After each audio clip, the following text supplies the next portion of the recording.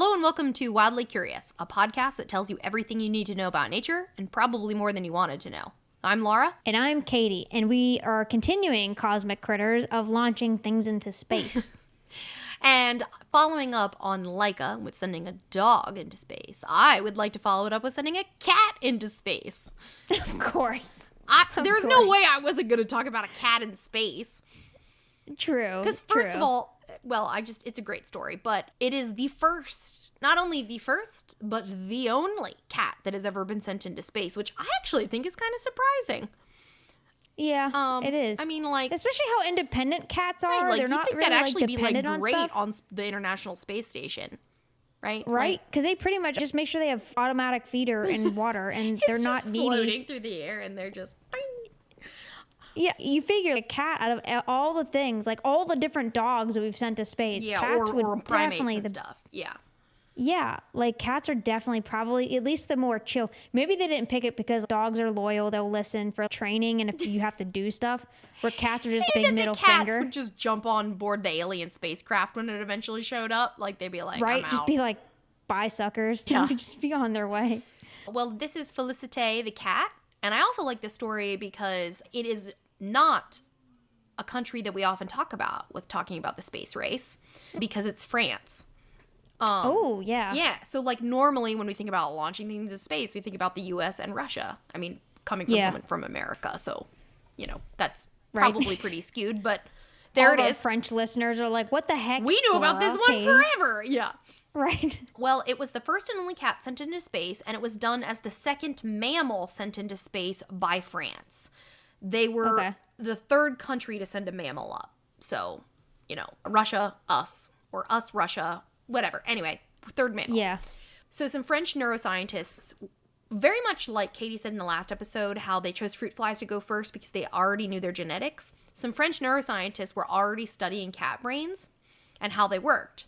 So France figured, why not study the same thing but in space? Right. Might as well use these cats some more. So they trained. Might as well get our money's worth. Yeah. Like. Well, right. They already figured out how their brains work for the most part. So they were like, let's figure out how they work in space and see if that changes. So they trained 14 cats for space. Very much how they took a troop of dogs, right? They gathered some dogs, trained them for space camp. Same thing. They wanted to know two things. How did these cats do in cramped conditions? Because those capsules were pretty small. And so again, like Laika, they're like smaller, but for not even necessarily smaller, but small cramped conditions for longer and longer periods of time. So just a form of solitary confinement, which is awful. Yeah. But perhaps of all animals, cats might be okay with it. Yeah. But as horribly funny as this, or as horrible as it is, it's also a really funny image because they wanted to know how did the cat's body react to G-force? So just like in normal, I guess, what they train astronauts for, you know, you see them going in that cage. They put those cats in a giant centrifuge. Oh my God. And so I'm just imagining like just the actual sound effects of such a thing. Dying as I'm reading this, thinking it's horrible, but so funny to picture. Well, have you seen what's it called? Rocket Man, the Disney the space one with the guy? He's like that dorky actor. It is so. That's what I picture. Like when he's keep going, but it's just a but it's as it goes around and around. Poor thing. Right. And so they chose cat C341 for the mission. She was a small tuxedo cat, like a tiny little black and white one. She was also a stray. That's what all these neuroscience cats. All those cats that are neuroscientists. No, all those cats being studied by neuroscientists.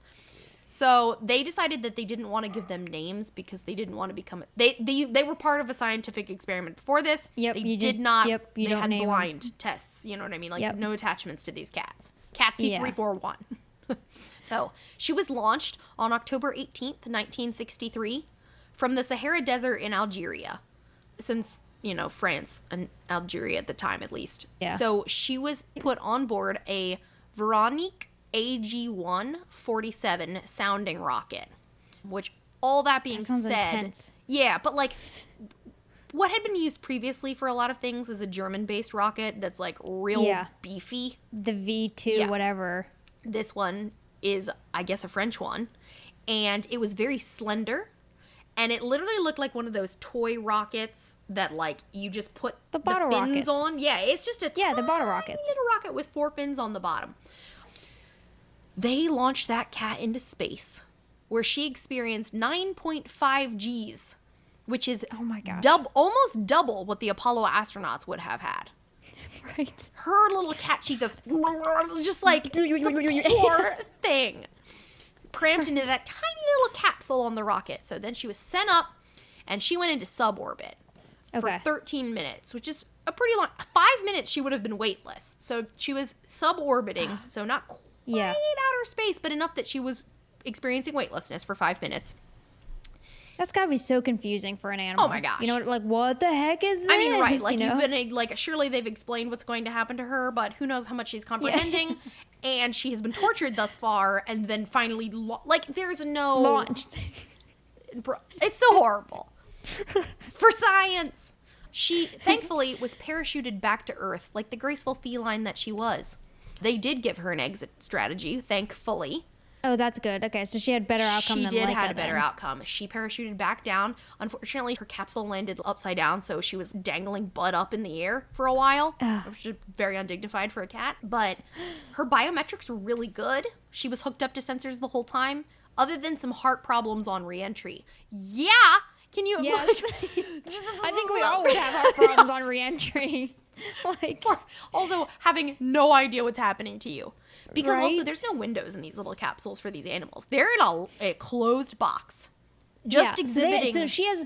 That's what I was saying. She has no... For as far as she knows, she is still on Earth. Yeah, just... And then all of a sudden, she's box weightless. Has been shaking her... Yes. Like, just... Yeah, right?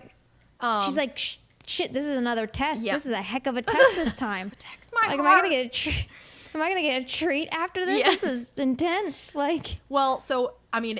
It was a resounding success. So the media started calling her Felix after the black and white cartoon cat from the cartoons. Yeah, because, you know, Felix has a much better ring than C whatever cat. C341. C341. But she was a girl. It was a girl, so they changed it. Yeah. People started calling the feminine version of Felix, which is Félicette, which is what stuck. Yeah. And she now has a statue at the International Space University in France to honor her. It's a really cute statue of a cat on top of planet Earth looking up at the stars. Oh, that's cute, yeah. So I think this is where we should end it for people listening to the audio version. But for the YouTube or like whatever version, I do want to end it with a sick and twisted ending. Yes. Please bring it on. She did, I mean, it's so like, right, she made it to space, she came back down. But in a sick and twisted ending, she was euthanized 2 months later, and they cut her open to see how her body had been affected by the flight, where they found nothing of consequence. Yeah. And it was a pointless exercise. Poor cat. But I mean, you don't know. Yeah. You know what I mean? Like, you don't know at the time. No. So it's just like, let's cut it open. Thing, right? They're like, look at this hero astronaut cat. And then they're just like, let's cut it open. Poor Félicette. I mean, to be fair, though, in true scientist fashion, that's definitely what they do. We got to see what happened to this thing. Like, has she been shaken? You know what I mean? You know, radiation. They didn't know what space was like. Yeah. But definitely R.I.P. Félicette. Yeah. Laika had a statue, too, but it's just her in a little cosmonaut costume. Her little cosmonaut outfit. Yeah, I guess, again, without a window, you know what I mean? Like, that's going to be so confusing I don't know what would be worse for them. I would want a window. Oh, I would too, but I don't know if that would stress an animal out more or less. Like, I actually think it'd probably be less stressful with no windows. Me too. Yeah. But, I don't know. Yeah. Interesting. All right, guys. Well, that ends Cosmic Creatures 2. And next week, so you guys just heard dinosaurs that we did last week. Next week, do we just want to give the spoiler for it? Because I'm so excited. It's going to be so fun. So you guys know the Could You series that we do. You know, could you ride that? Could you fight that? All those. So in part 2 of the dinosaur episode we just did last week, we're going to go do Could You Train That? And Laura and I are each going to talk about animals that we think we could, like today, dinosaurs we think we could train and what we would train them to do. And then justify from there. So I, for one, can say I am so freaking excited. Yeah. Well, because we keep thinking about, like, where can we go from here with the could yous? And then, yeah, it just struck me about training. That? But, like, with a twist, with the dinosaurs, it'll be, like, extra fun. Heck yes. So I'm very excited. So make sure you guys listen next week. Go check it out on YouTube. Go check this one out on YouTube. We'll talk to you guys next week when we talk about could you train dinosaurs and what Laura and I would train them for in present day. How to train your dino. I'm excited. All right. Thanks, guys. Bye.